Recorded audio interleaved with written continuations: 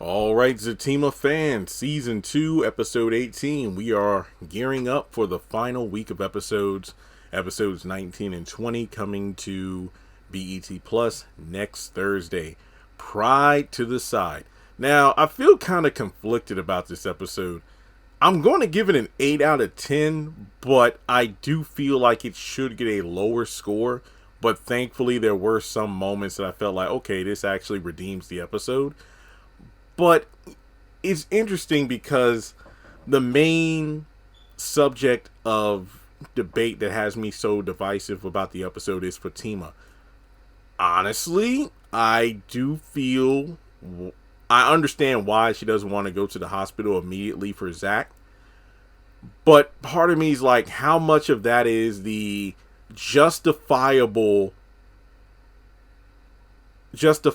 wall that she has because she doesn't want to be hurt again versus her just being stubborn and prideful about it. So before moving forward in the review, make sure you take a moment to hit like and subscribe. Follow me on social media. Links are in the description below. And we're moving towards 7,000 subscribers on the channel, but we can get to 10,000 easy. I know we can. So just help me out. Hit subscribe. But I'm looking at my notes here. Episode 17, there was a lot going on. There was a lot going on. Episode 18, I want to say maybe about 70% of the episode consisted of other characters, mainly Angela and Connie, telling Fatima to get her ass down to the hospital. Which she eventually does, but like I said, I'm just looking at the notes and let's see. 1, 2, 3, 4. Yeah, they're only about maybe 6 scenes, give or take, in terms of locations. But Connie's scoffing at Deja because, Deja and Fatima are looking at Connie, and, Fatima has an attitude because she just saw that photo that Deja showed her. But thankfully, unlike Sistas, Deja shuts that shit down immediately. It's like she tells Deja to just leave. Ain't nobody thinking about her. It's like, what, you'll sue? Yeah, I'll whoop your ass. Oh, yeah, I'm a bitch that sue. Oh, sue? I got 3 kids, a C-section, and a record. What you gonna try to sue me for? Oh, I ain't scared of you. So she eventually shoos Deja into the house. And before, Fatima can just go in on Connie, she lets her know, the reason I'm here is because Zach asked me to come here to set the alarms and whatnot because he's at the hospital right now because Miss Gladys overdosed. She then goes on to tell Fatima that regardless of what you think, you need to go over there. Oh yeah, well the last time I was there, he told me to leave and he was hugged up with you. He wants you. Basically, he kind of like Paul talking to Zach about how I did nothing with Fatima because she wants to be with you. Connie does the same thing. You know what? I had him. You know what? We used to mess around a lot back in the day, but you need to let that go. And basically, even when recently we were together, he wanted to be with you, so we didn't do anything. So I was upstairs trying to look for the alarm. Honestly, I feel like Connie was just looking around because you would think that the alarm settings and whatnot would be downstairs. She ain't had no business going upstairs in that house, but she probably just wanted to look around. She says, I went up there. I saw that side chick he's been messing around with doing nasty shit too, which honestly I feel like this confirms my fan theory. Remember I said this a few weeks ago that Fatima wasn't really there with Zach. Zach was dreaming. He was probably doing it with the side chick, and like the box said, it feels like the real thing. And I'm like, yeah, Zach is probably using that side chick and thinking about Fatima. And based off Connie's description of the nasty shit that she probably guess that Zach is doing, that side chick was what he was doing when he was fantasizing about Fatima. So, she says go to the hospital, and Fatima's like, no, well, you have to call me. And like I said, on the one hand, I understand.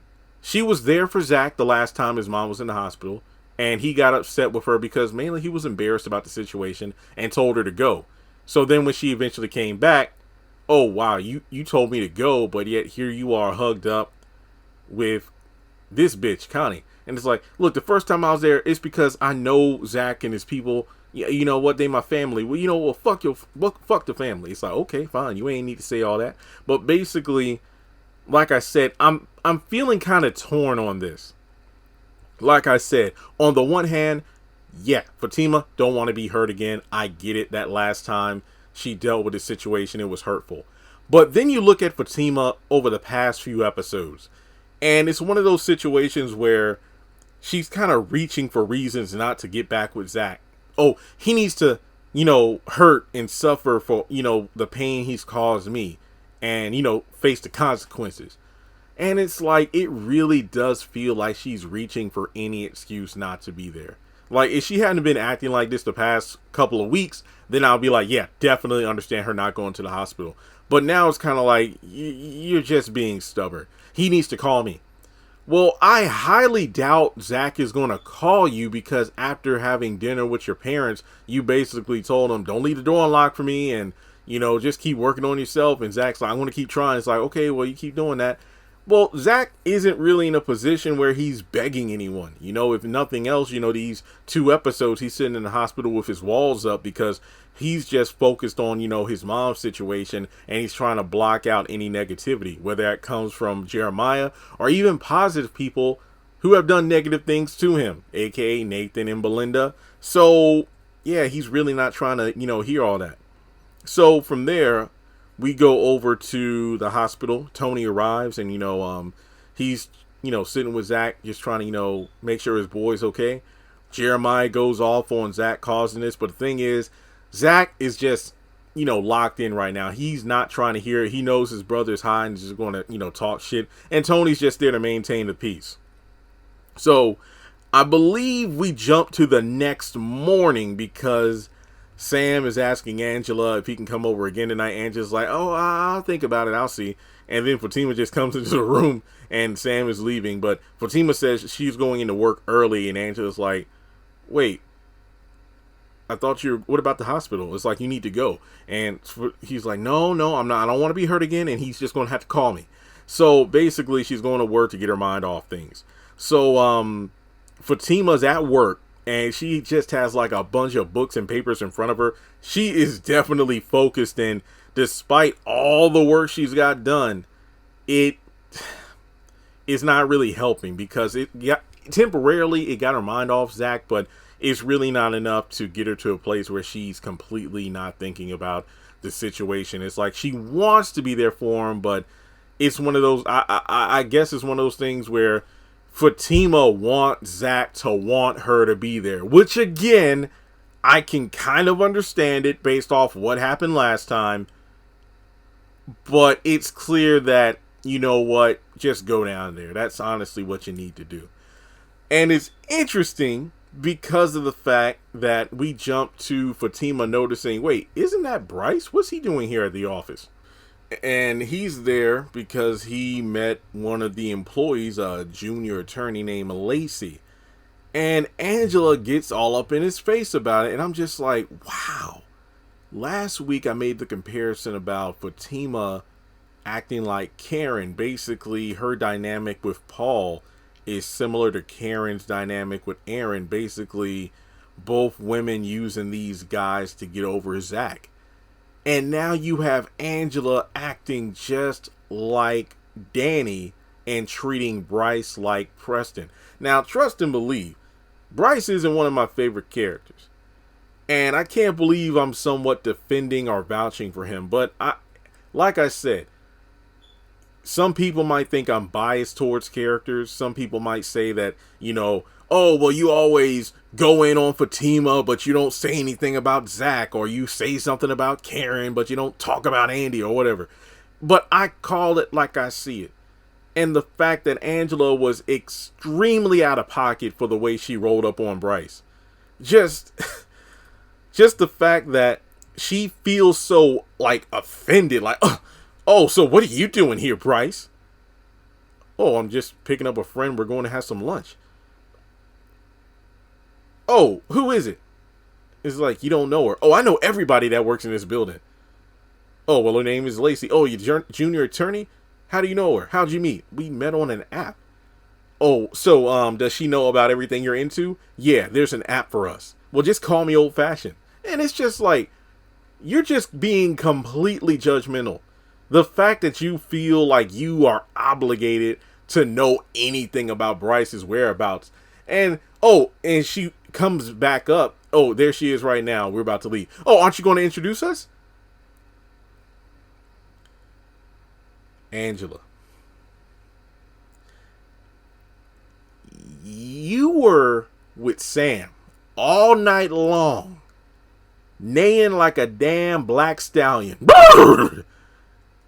And you got the nerve to be in your feelings about Bryce taking someone out to lunch. And Fatima ain't no better because she was the one that's like, wait, what's Bryce doing here? Yeah, you better go get that straight. And it's like, Fatima, you know what Angela was up to. Yet all of a sudden, Bryce is the bad guy because he's going out. Man, get the hell out of here. So, there is something interesting going on. It's like, I don't know if I'll call you old fashioned. You know, you have guys always running in and out of the house. What, you spying on me now? What? No, it's that guy, Angela. And I'm thinking to myself, wait a minute. To my knowledge, because later on in the episode, okay, I got to jump ahead a little bit. So we jump over to the lunch spot, which is the same location that Mona and Fatima had lunch last week. Honestly, I like it. It's an outdoor setting. And I like the lighting. It's a good set piece. And plus we have extra people in the background. So it turns out that, you know, once their little lunch date is over, Lacey leaves. And Sam, Angela's Sam, is actually a waiter at the restaurant.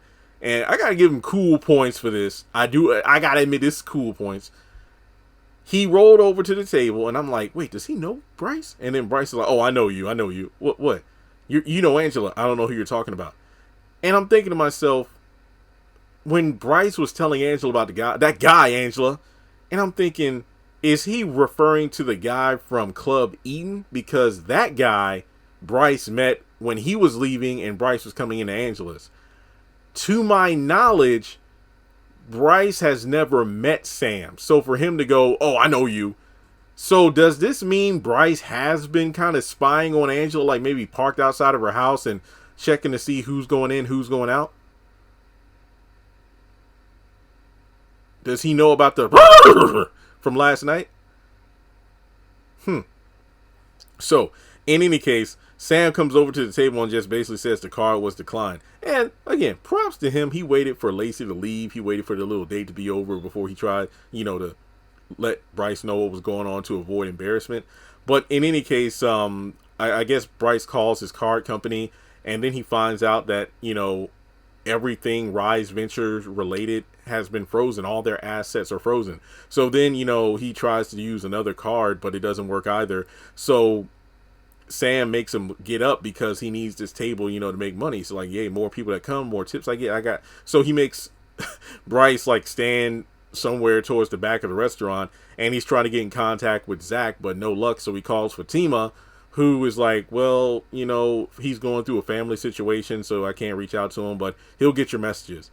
And, yeah, he's basically panicking right now. So, ironically enough, Connie calls Fatima from the car. And yet again, she's trying to get Fatima to go over to the hospital, which leads to Angela, again, doing the same. You need to go. So earlier in the episode, Nate and Belinda roll up in the hospital and they're like, what the hell is she doing here?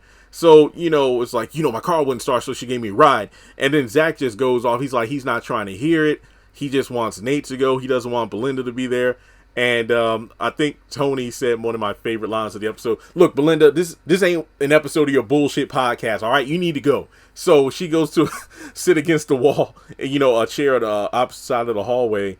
And Nate, you know, he walks away.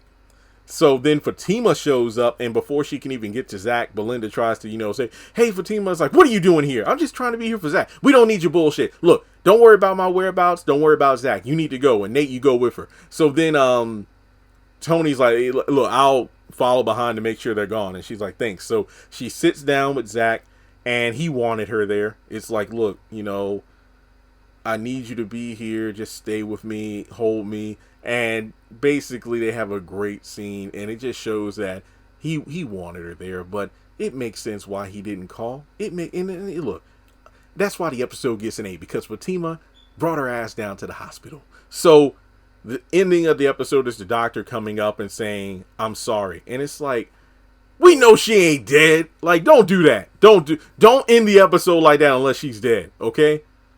honestly wanted me to take the episode down to a 6 because of that. But that's the episode. So like I said, not too much to really dissect. Fatima, get your ass down to the hospital. Go down to the hospital. Angela's tripping.